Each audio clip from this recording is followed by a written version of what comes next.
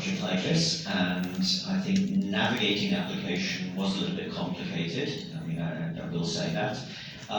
So I think just understanding the best way to actually portray the science and the research that we want to do was a big challenge.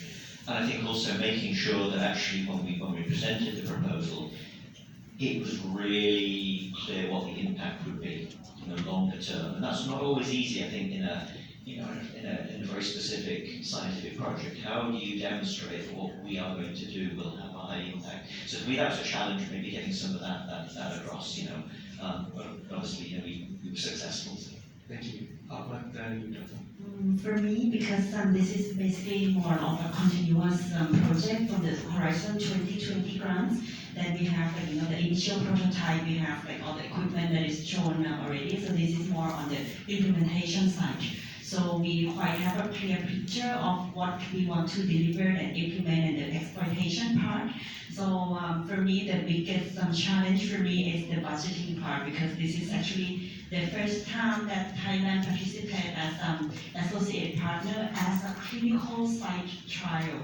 So I don't have any examples of how much money it needs to be for doing a clinical trial on this site in Thailand with the fundings from EU. We are not even sure whether the Thai FDA will approve the equipment to be imported into the countries and all the regulations and the legal bits. So that's what worries me the most.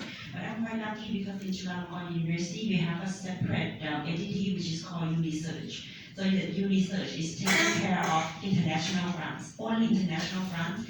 They have a separate legal team, a separate finance team, so only all the best people to take care of this. So they help me with every step of the way in terms of the admin and the budgeting and the planning and everything. So I think probably because I'm still quite early career researcher, I'm not a big professor already, so this is quite challenging things for me as well. But yeah, we are more than halfway of the project, and I think we are doing quite okay with Chulalongkorn support. Thank you so much. And one last, maybe if you would like to make one sentence that you want to give this to our future applicants, so what would you like to address to them? Yeah. I put two things in one sentence because for me that's what it's really all about. So I think that two things I would like to say are actually believe that it is possible to get funding through this mechanism, because as I say, I'm the first time applicant to this, and it proved to be successful. Ireland, where I come from, is a very small country. I'll make everybody laugh. Our entire population is 5 million people, our entire population, so even smaller than Bangkok. So it just shows, a small country can really get involved in projects like this. But the other thing I think is so exciting about this is actually our doctoral candidates.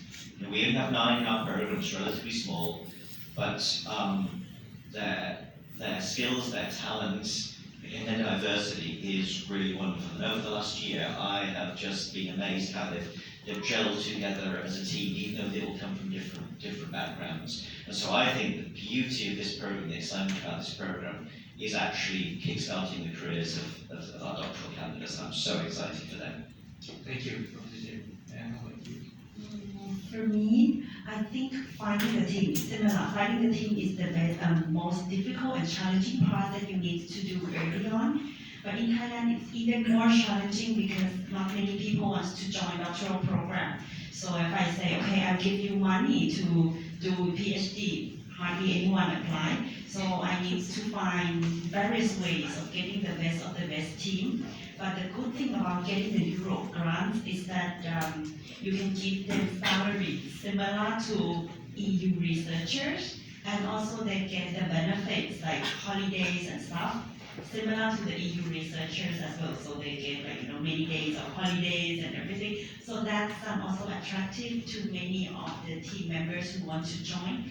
Moreover, they also have a chance to go to the other partners countries so that they can learn more and at their professional development. So I think building the team is the first thing you have to do when you get this type of grants. And with the big and good money and benefits like this, it would not be so difficult to find the best team, I think. Okay, thank you very much, Professor Jeremy Simpson, and also Assistant Professor Dr. Natawan Uttom Bukorn for your sharing today.